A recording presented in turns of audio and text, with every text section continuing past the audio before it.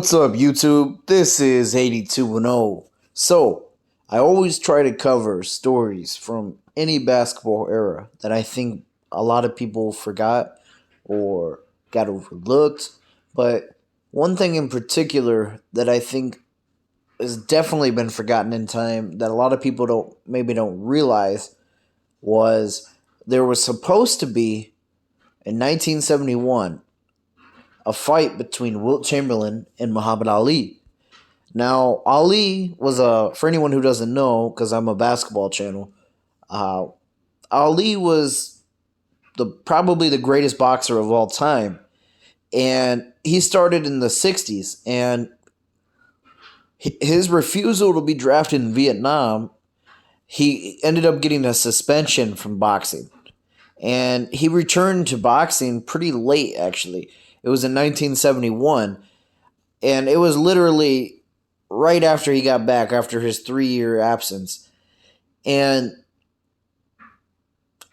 in boxing, I want to say a lot of times it's tough for fighters who've been out of the game a while. I mean, it's that way for any sport, but definitely boxing.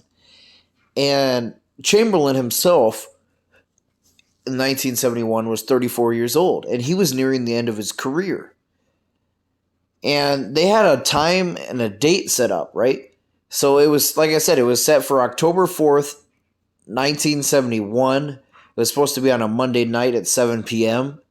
It was going to be a 12-round exhibition, and it was going to be in, I believe, Houston, Texas, actually. The Houston Astrodome, that's right.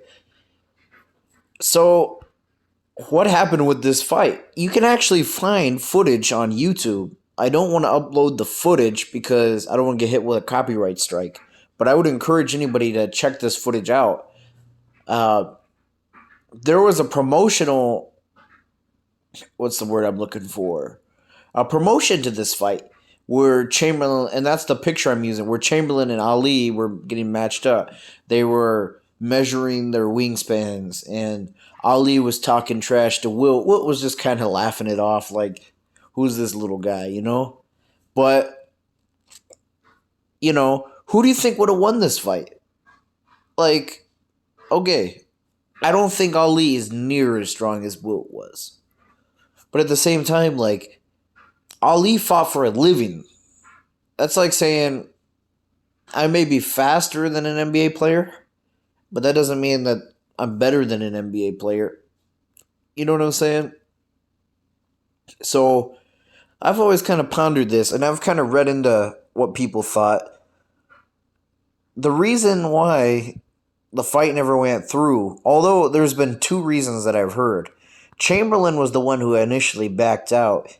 The first reason he gave is he said that his manager thought it would be a bad business decision for him to fight.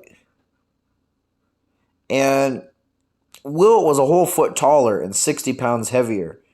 And he had a 90-inch reach. So, yeah, he had every advantage. But like I said, he wasn't a trained fighter or anything. But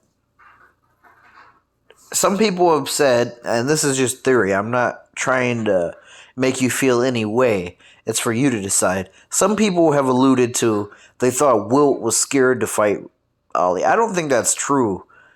I just think Wilt didn't want to embarrass himself. I don't think it's necessarily that he was scared of him. I mean, I don't think Wilt would be scared of anyone. I just don't think he wanted to get embarrassed. It'd be like Ali going out onto the court playing a basketball game. You know, he's not going to be able to be good at that game. But when interviewed later in his life, Wilt offered another explanation for his decision to withdraw from the fight. Chamberlain looked back and said, I remember leaving my place in L.A., and my father is a big fight fan. And I said, Dad, I got a couple of days off. I'm getting ready to go to Houston to sign the fight Muhammad Ali. Wilt then said his father told him he should work on his free throws instead. And I looked at my dad and said, well, Dad, you're probably right. And subsequently, at the contract signing, Wilt withdrew. So we may never actually know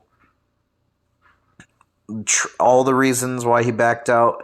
But nonetheless, it's fun to look back and theorize who would win. So let me know what you guys think down below. Who do you think would win? Thanks for watching.